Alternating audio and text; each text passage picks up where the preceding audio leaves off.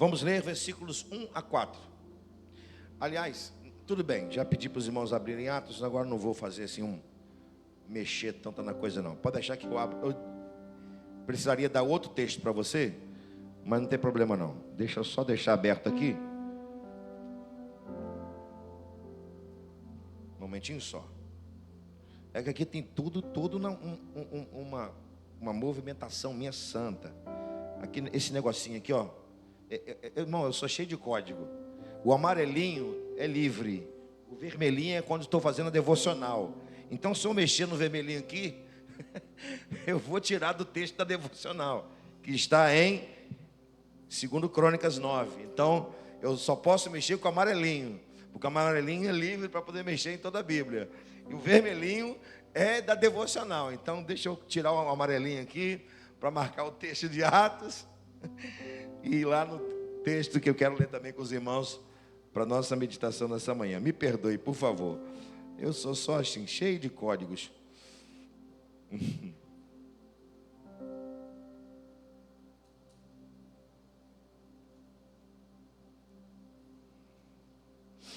momentinho só, por favor.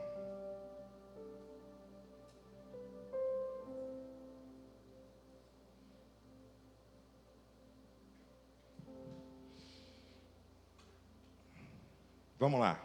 Atos capítulo 13, diz assim o texto. E na igreja que estava em Antioquia, havia alguns profetas, doutores, a saber, Barnabé e Simeão, chamado Níger, Lúcio de Cirineu e Manaim, que fora criada com Herodes, o tetrarca, e Saulo. E servindo eles ao Senhor, jejuando, disse o Espírito Santo: apartai-vos a Barnabé e a Saulo para a obra a que eu tenho chamado. Então, jejuando e orando e pondo sobre ele as mãos, os despediram. Versículo 4. E assim estes, enviados pelo Espírito Santo, desceram a Seleucia e dali navegaram para Chipre. O livro de Atos Apóstolos é um livro riquíssimo, porque conta a história da igreja primitiva. E ao mesmo tempo aponta para a igreja de nosso tempo. Dentro do livro de Atos nós temos em destaque algumas igrejas. E eu quero apenas destacar duas das igrejas que se destacam dentro do livro de Atos. Eu vou destacar a igreja de Jerusalém. E esta igreja aqui é a igreja de Antioquia. Mas eu quero ir lá para Gênesis, sem abrir o texto. Quando Deus vai dar uma ordem a Adão e a Eva, dizendo assim: crescei, multiplicai, enchei a terra. Ou crescei e frutificai e multiplicai. Melhor essa versão. Frutificai e multiplicai. Deus está dando ao mesmo tempo uma ordem a Adão e Eva, está dando uma liberação a Adão e Eva para frutificar e multiplicar. O que isso tem a ver com o texto que nós acabamos de ler, ou com o contexto do livro de Atos dos Apóstolos? Eu vou explicar o que isso tem a ver. Mas antes, só para lembrar, eu já disse aqui em algumas reuniões, alguns encontros de treinamento, de aula, que o livro de Gênesis tem 7 leis, chamadas as leis da criação. E as duas últimas leis da criação são a lei da frutificação e a lei da multiplicação. A primeira lei, a lei da referência; a última lei, a lei da multiplicação. Se nós pegarmos as 7 leis da criação, nós vamos ver essas 7 leis, todas elas presentes na Bíblia o tempo todo. O livro de Atos está rico nessas 7 leis. Mas eu quero pegar as duas últimas leis da criação ou seja, a lei da frutificação e a lei da multiplicação, e trazê-las à realidade de duas igrejas em Atos Apóstolos, a igreja de Jerusalém e a igreja de Antioquia. A igreja de Jerusalém cumpre a lei da frutificação, e a igreja de Antioquia cumpre a lei da multiplicação. O que significa isso? Significa dizer que quando o Espírito Santo desceu sobre a igreja, vamos falar com calma isso no domingo pela manhã, quando o Espírito Santo veio sobre a igreja em Jerusalém, no dia de Pentecostes, a igreja passou a ser uma igreja frutífera, ou seja, pronta para mostrar ao mundo o fruto da salvação. E qual é o fruto da salvação? O fruto da salvação é uma pessoa receber Jesus Cristo em seu coração e a partir dali se tornar um filho de Deus. Então nós somos frutos da salvação. Nós somos frutos do que Jesus semeou com a sua própria vida. João capítulo 12, se eu não me engano, versículo 21, diz que se o grão de trigo não morrer, não cair, não produz fruto, não multiplica. Então nós somos resultados, somos frutos da morte do nosso Senhor e Salvador Jesus. Então quando o Espírito Santo veio sobre a igreja em Pentecostes, essa igreja de Jerusalém se tornou uma igreja frutífera, ou seja, ela produziu salvação. Então diga comigo, toda igreja precisa ser frutífera, e uma igreja frutífera produz salvação. Ponto assim, irmão, é assim. As águas do batistério precisam mover. Se na igreja não acontecer salvação, essa igreja não está sendo frutífera. Ela não está produzindo fruto, resultado. Qual o resultado do sacrifício do nosso Senhor e Salvador Jesus na cruz? Salvação. Essa é a igreja de Jerusalém. Na pregação de Pedro, 3.000 almas se converteram ao Senhor. Um sermão produziu 3.000 frutos. 3.000 ou 5.000? 3.000. 5.000 foi depois. Pedro pregou o mesmo sermão que Jesus pregou e o mesmo sermão que João Batista pregou. Qual o sermão que João Batista pregou, que Jesus pregou e que Pedro pregou? O sermão com o tema o arrependimento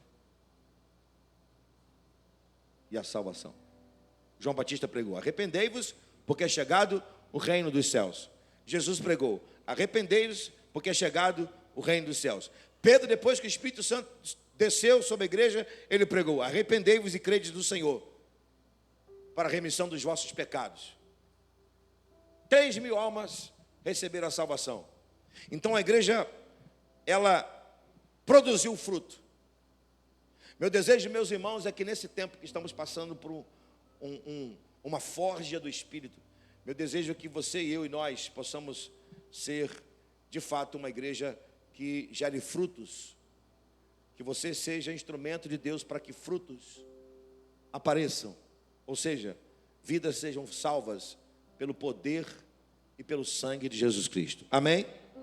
Mas em destaque também está esta igreja, a igreja de Antioquia, onde pela primeira vez os cristãos ou os discípulos foram chamados de cristãos.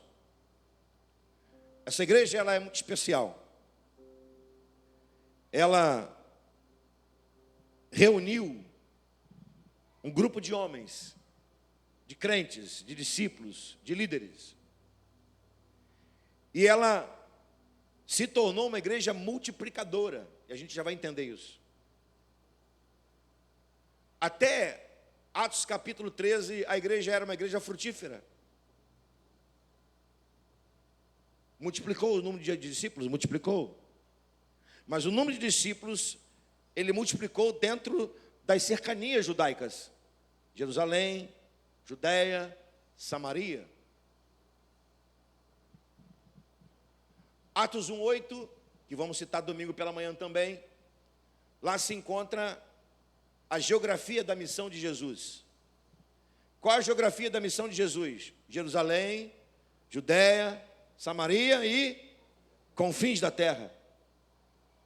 Então a igreja, ela precisava chegar até os confins da terra. Então, é assim, os discípulos, os apóstolos, pregaram em Jerusalém. A igreja se tornou frutífera. A igreja, o evangelho foi pregado em Samaria. A igreja se tornou frutífera em Samaria. A igreja, ou melhor, o evangelho foi pregado na Judéia. A igreja na Judéia também cresceu, uma igreja frutífera. Mas agora, a partir de Atos 13, a igreja não é somente uma igreja frutífera, ela também é uma igreja multiplicadora. Porque ela sai do último estágio, ou do penúltimo estágio, melhor dizendo, da geografia da missão de Jesus. Jerusalém, Judéia, Samaria. Por que eu dou esse nome a essa expressão? Geografia da missão. Porque está falando de lugar. Está falando de geografia mesmo. Jerusalém, cidade de Jerusalém. Judéia, cidade da Judéia. Samaria e confins da terra. Todas as cidades do mundo. Todos os países do mundo. Por isso que é uma multiplicação. Isso quer dizer que também fomos chamados para multiplicar discípulos. Para multiplicar pessoas que recebem a salvação. Meu desejo também, isso é possível, e muito possível, uma igreja de verdade. Meu desejo que, segundo a Igreja Batista, Jardim Carioca, que não é segundinha desde 2003. Amém. Eu conversando com uma pessoa, ela falou segundinha, ela não é segundinha desde 2003. Já faz então aí 22 anos que ela não é mais segundinha. Meu desejo é que a segunda Igreja Batista Jardim Carioca seja uma igreja frutífera e também seja uma igreja multiplicadora. Amém? Glória a Deus. Aleluia. Agora vamos lá comigo. Por que podemos dizer que essa igreja em Antioquia foi preparada ou estava preparada para cumprir a missão e multiplicar o evangelho, espalhando o evangelho no mundo? Como assim? Por que essa igreja, nós podemos dizer que ela estava preparada para cumprir a missão? Eu vou trazer para você aqui razões pela qual essa igreja estava preparada para ganhar o mundo e cumprir a missão. A primeira razão pela qual podemos entender que essa igreja estava preparada para cumprir a missão é que nesta igreja reuniu nesta igreja homens, servos do Senhor Jesus. Nessa igreja a reunião era reunião de servos.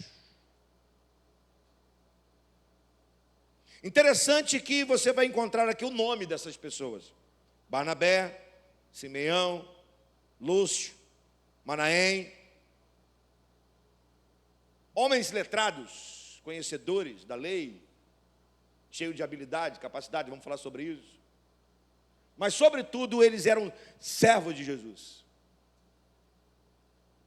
Eles se reuniram na cidade de Antioquia para servir a igreja, para servir as pessoas. Então, meus irmãos, podemos dizer que estaremos prontos para cumprir a missão, e aqui está no plural, missões, que poderia ser também missiologia, mas tudo certo, missões. Podemos dizer que a igreja está pronta para cumprir a missão, quando dentro dessa igreja tem servos do Senhor Jesus. Jesus, quando esteve aqui, ele falou para os discípulos: eu não vim para ser servido, eu vim para servir e dar a minha vida em resgate de muitos. Esses homens que se reúnem em Antioquia, eles estão ali para servir. Eles são servos. Eles estão ali para servir a igreja e servir o dono da igreja. Nós precisamos pensar nisso com muito carinho, rever nossa vida, porque tudo que recebemos do Senhor não é nosso, não somos donos de nada. Nossa ferramenta, a ferramenta que nós usamos, ela é emprestada. Você sabia disso, né? Que os dons que você tem, eles não te pertencem. A habilidade que você tem não te pertence. Ah, mas pastor, mas aquela habilidade que eu tenho para poder trabalhar e ganhar o pão de cada dia, também não é sua. É de Deus, para cumprir um propósito. Levar o pão para a sua mesa e abençoar a sua casa. É ferramenta emprestada. E a ferramenta que o Senhor te deu para servir no reino também não é sua, é emprestada. Lembra da história de Eliseu? Que estava construindo a escola de profetas. A escola de profeta cresceu. Cresceu tanto, que eles tiveram que chamar Eliseu e dizer: Eliseu, a escola está grande, não tem espaço mais. A gente precisa tomar providência. Precisamos aumentar a escola, porque aumentou o número de profetas. Aumentaram o espaço. Então tá bom, vamos descer até o Rio Jordão, vamos cortar madeira e vamos fazer mais salas. Vamos fazer um templo novo, crescer, alargar. E quando chegaram à beira do Rio Jordão, o machado caiu na água. E quando o machado caiu na água, aquela pessoa que estava usando aquela ferramenta lamentou e gritou a Eliseu: Eliseu, o machado caiu na água. Sim, meu filho, e qual o problema do machado cair na água? Pega outro. Não, é que essa ferramenta, esse machado não é meu, ele é emprestado. Então lá foi Eliseu, pegou uma vara e fez o machado flutuar. Isso não é história da carochinha, nem de desenho animado, está na Bíblia. 2 Reis, capítulo 6. Um ferro flutuou. Eliseu pegou o machado e colocou na mão do trabalhador, do servo da escola de profeta, e disse: volta para o trabalho, meu filho. E que bom que você entendeu que a ferramenta é emprestada. Esse que bom que você entendeu é acréscimo do pregador, evidentemente. Meu irmão, o que você tem não é seu. A ferramenta é emprestada. E quem é o dono dos dons que você recebeu? O mesmo que um dia vai cobrar os dons que você recebeu, Senhor Jesus Cristo. Então, use as suas ferramentas para servir ao Senhor. Porque quando você servir o Senhor, você vai estar contribuindo para a igreja cumprir a missão. Em segundo lugar, o que tornou essa igreja preparada para cumprir a missão? Que nós podemos observar aqui no texto que nós acabamos de ler. Esta igreja era uma igreja de homens cheios de devoção. Eles eram servos, mas eram homens cheios de devoção. Eles se reuniam para jejuar, para orar e compartilhar a palavra. Dentro do nosso trilho ED, já estou usando a nossa ferramenta, citando. Dentro do nosso trilho ED, ou seja, encontro discipulador, você vai ter, você que é um forjador e um discipulador, barra discipulador, forjador e vice-versa, você vai ver que lá no trilho do ED, só não me lembro onde está agora, minha mente assim, não é tão brilhante igual a do pastor Leonardo. Despertamento, tá vendo só? Ele já sabe onde está. Lá no despertamento, tem lá um estudo sobre disciplinas da devoção. Oração, leitura da palavra e jejum. Por quê? Estudar sobre disciplina da devoção. Porque não dá para entender alguém que se diz discipulador e não tem vida de devoção. Simples assim, meu irmão. Bem como não dá para passar por uma forja sem entender que forja nos leva a ter uma vida de devoção. Por que esses homens são ganhadores do mundo? Eu não estou falando de Copa do Mundo, estou falando de ganhar o mundo para Cristo. Por que esses homens vão ganhar o mundo? Vão cumprir a missão? Porque antes deles serem enviados para o mundo, eles são homens de devoção. Antes de sair da presença de Deus para cumprir a missão, eles entravam na presença de Deus para ter uma vida de devoção. Deu para você entender? Eu vou repetir. Antes de sair da presença de Deus para cumprir a missão, Eles entravam na presença de Deus para ter uma vida de devoção. Por isso que muitos não cumprem a missão, porque não sabem encontrar o caminho da devoção. Aliás, eu duvido muito, irmãos, desculpa a minha sinceridade, agora a sinceridade do pregador. Eu duvido muito que haja misericórdia e amor por alma perdida, alguém que não tem uma vida de devoção. Eu duvido muito. Não estou fazendo nenhum julgamento, nem juízo de valor. Mas eu duvido muito ter no coração de alguém que se diz discípulo de Jesus, ou dizer, eu sou um pregador do Evangelho, eu sou um discipulador, se essa pessoa não tem uma vida de devoção. Porque é impossível, irmão, termos uma vida de devoção e permanecermos do mesmo jeito. E é impossível ter uma vida de devoção e não sair da devoção para cumprir a missão. Porque uma pessoa que tem vida de devoção, ela é impulsionada para cumprir a missão. Diga comigo, cumprir a missão é uma resposta de quem tem vida de devoção. Você entendeu isso, irmão? Resposta.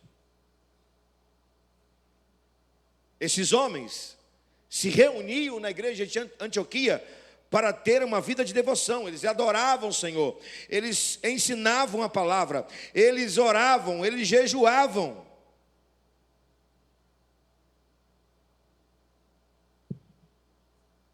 Amém? 3 amém aí, ou 2? Precisamos ter vida de devoção para cumprir a missão. Amém? Amém. Em terceiro lugar, por que podemos dizer que essa igreja de Antioquia era uma igreja preparada para cumprir a missão? Podemos dizer isso porque na igreja de Antioquia se respeitava a autoridade.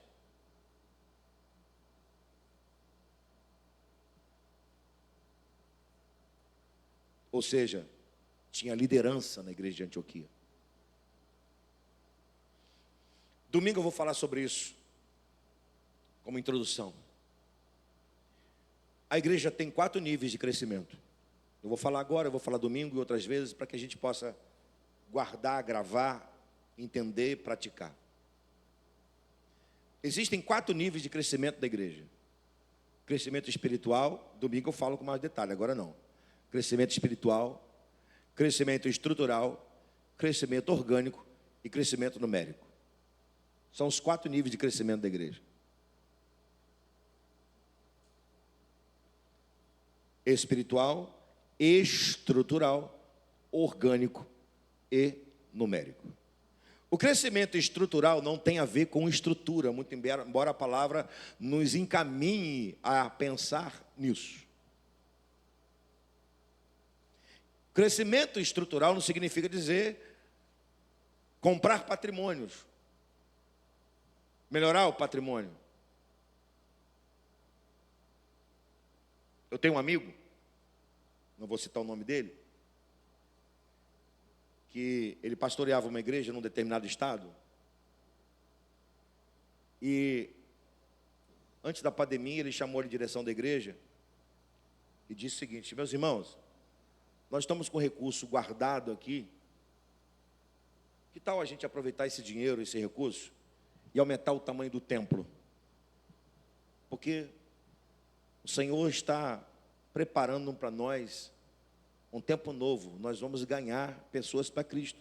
Nós precisamos de lugar para colocar essas pessoas. E alguns DIs, que tem algumas igrejas por aí, e que graças ao Senhor não tem aqui, louvado seja o Senhor. Sabe o que é DI? Alguém sabe o que é DI? Sabe não? DI é dono de igreja. Então nessa igreja do amigo meu, ex-igreja do amigo meu, tinha alguns DIs. E os DIs foram contra aumentar o tamanho do templo, porque tinham que reformar o templo antigo. Enfim, vou encurtar a história. Eles levaram para a Assembleia, ganhou. a segunda proposta de melhorar ou reformar o templo. Ele acabou de reformar o templo e fez uma oração. Senhor, o Senhor me mostrou uma multiplicação. E depois um amigo dele foi lá pregar e disse a ele assim: rapaz, Deus vai te levar para um outro lugar, onde o seu ministério vai multiplicar. Ele entendeu o seguinte: na verdade, Deus mostrou a ele que o seu ministério iria multiplicar, mas não era naquele lugar. Hoje ele está em outro estado. Tem 3 anos que ele está nesse outro estado. E a igreja tem crescido muito. O que eu quero dizer com isso, irmãos? O que é crescimento estrutural? Crescimento estrutural não é estrutura, conquanto, desculpa falar mais uma vez, a palavra nos leva a entender que é estrutura, mas crescimento estrutural na igreja é liderança. Porque a liderança é a estrutura da igreja. Sabe quem são esses homens aqui? Barnabé, Manaém, Lúcio, Simeão, são líderes na igreja. Agora repare comigo o que diz o versículo 3. Então, jejuando e orando e pondo sobre ele as mãos, os despediram. Despediu quem? Diga comigo. Paulo e Barnabé foram dispersos para cumprir a missão. Ou seja, eles foram separados dessa liderança para cumprir a missão. A autoridade da igreja estava sobre Paulo e Barnabé. Por isso, imposição de mãos, mostrando que a igreja tinha autoridade para enviar quem cumpriria a missão em outros lugares. Essa igreja tinha autoridade no Espírito para enviar missionários, Paulo e Barnabé.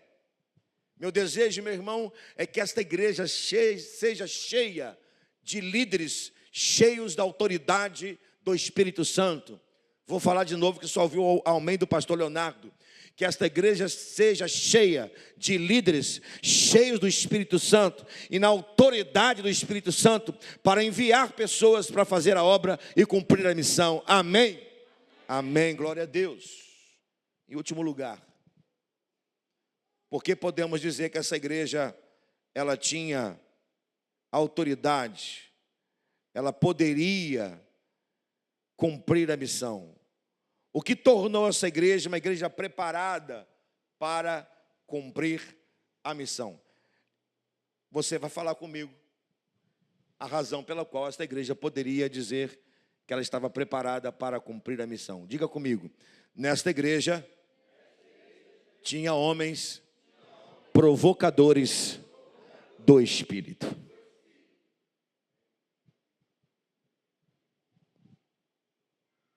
Como assim? Provocadores do Espírito. Volta no versículo 2. Olha o que diz o versículo 2. E servindo eles ao Senhor, jejuando. O que está escrito na sua Bíblia aí, por favor, diga comigo. Olha aí para mim o que está escrito na sua Bíblia. Servindo ele ao Senhor. Depois da vírgula, o que está escrito? Disse o Espírito Santo. Aleluia.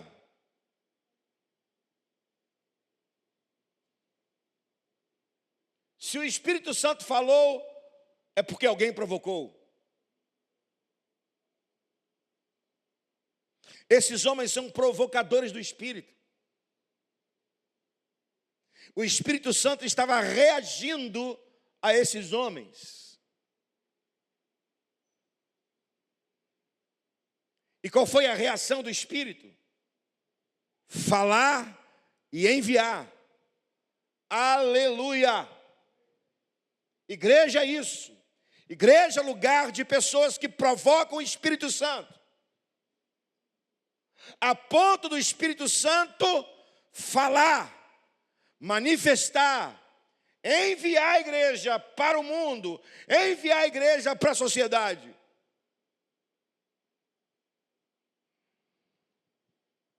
Igreja não é lugar de pessoas vazias do Espírito, conquanto tenha, mas não deveria ser.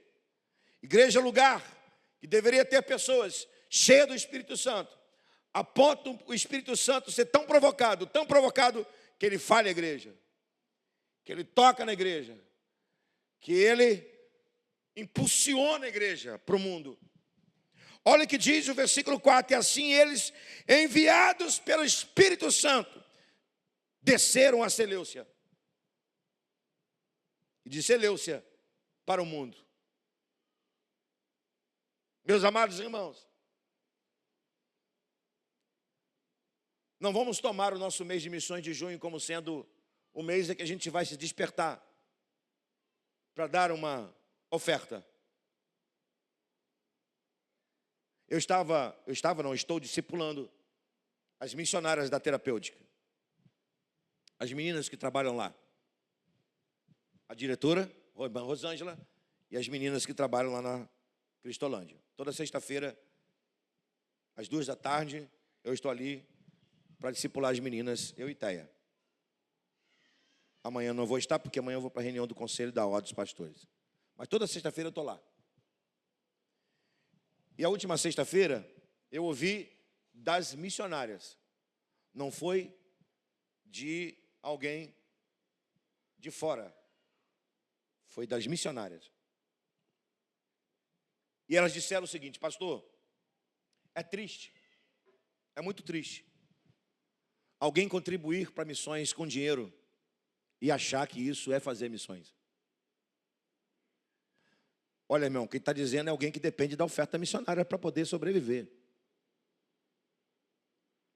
Talvez sobreviver esteja sendo muito forte da minha parte, para ser sustentado, melhor dizendo, né?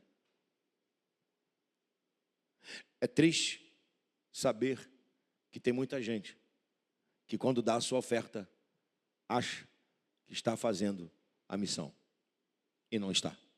Está contribuindo? Ok, mas não está cumprindo a missão. Cumprir a missão é ganhar o mundo, é ir onde as pessoas precisam de Cristo. E a pergunta que eu faço nessa noite é: será que estamos preparados para cumprir a missão como a igreja de Antioquia, que tinha servos, que tinha homens de devoção, que tinha homens que tinham autoridade no Espírito, que tinham homens provocadores no Espírito? Será que estamos preparados? Eu não vou dar a resposta de forma em que te deixe triste ou alegre. Eu diria como resposta: estamos nos preparando para isso. Basta você contribuir para que você faça parte de uma história linda que o Senhor tem para nós nesse tempo. A igreja de Antioquia se tornou uma igreja multiplicadora, porque a partir dela, Paulo, Barnabé, depois Barnabé e Paulo se separaram e ganharam o mundo. Milhares de pessoas, milhões de pessoas receberam a salvação. A história diz que quando Paulo entrou em Éfeso e pregou o evangelho em Éfeso, as pessoas choravam e jogavam na fogueira tudo que diz respeito à adoração à deusa Diana.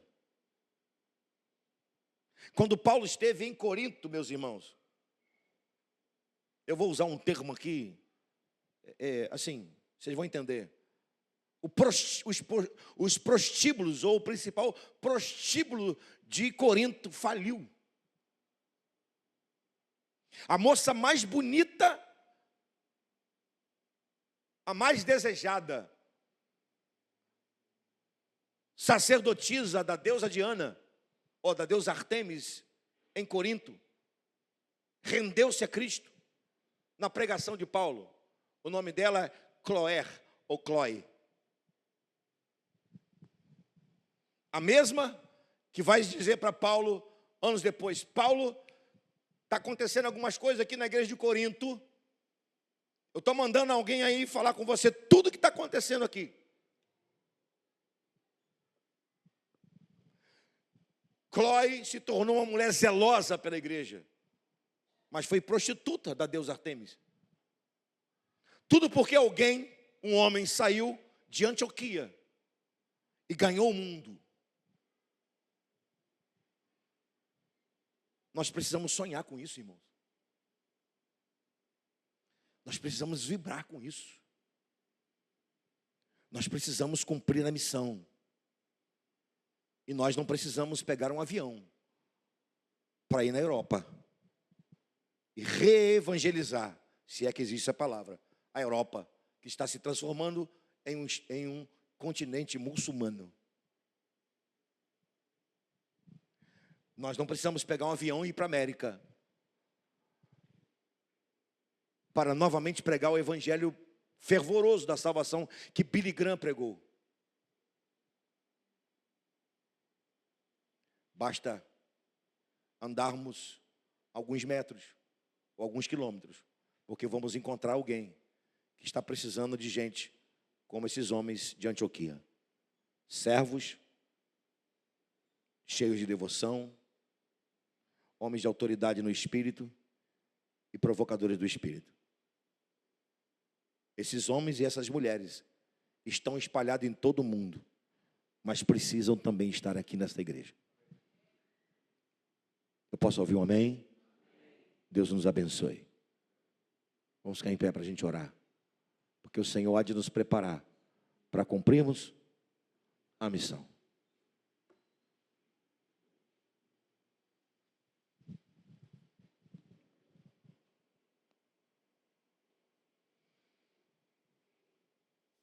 Você pode dar a mão ao seu irmão, por favor, e unir as alas, nós vamos orar. Em unidade.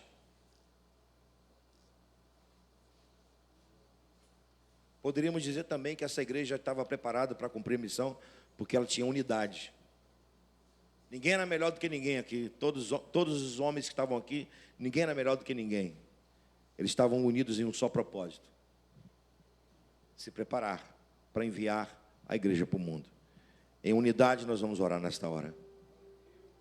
Senhor, nossas mãos se unem na casa do Senhor nessa noite. E nessa noite, com as nossas mãos unidas umas às outras, invocamos a presença santa do Teu Espírito entre nós. Invocamos a presença santa do nome de Jesus Cristo, Teu Filho amado. Invocamos, Pai, a Tua presença santa e gloriosa entre nós, sobre nós. Senhor, põe fogo, ardor no nosso coração. E põe, ó Deus, fogo nas nossas palavras. Enche-nos da autoridade do Teu Santo Espírito. Nos capacita, Senhor.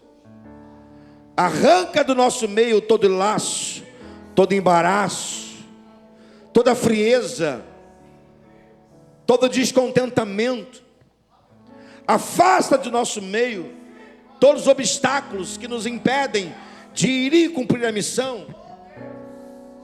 Enche-nos do Teu Espírito. Faz de nossa igreja, de Tua igreja, Senhor, uma igreja frutífera, uma igreja multiplicadora, Senhor. Nós não abrimos mão da presença do Teu Espírito em nosso meio. Nós não abrimos mão da direção do Teu Espírito, Pai.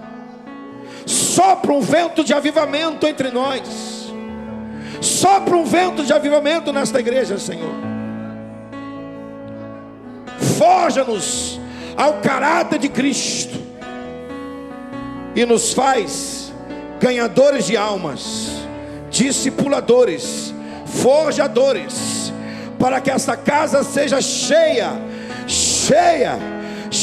da Tua glória e cheia de discípulos servos, discípulos adoradores, discípulos com autoridade, discípulos cheios do teu Espírito.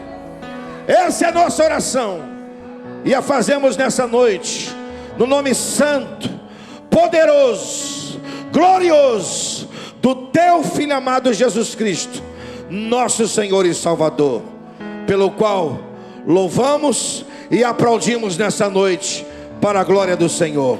Aleluia. Glória a Deus. Pai de multidões,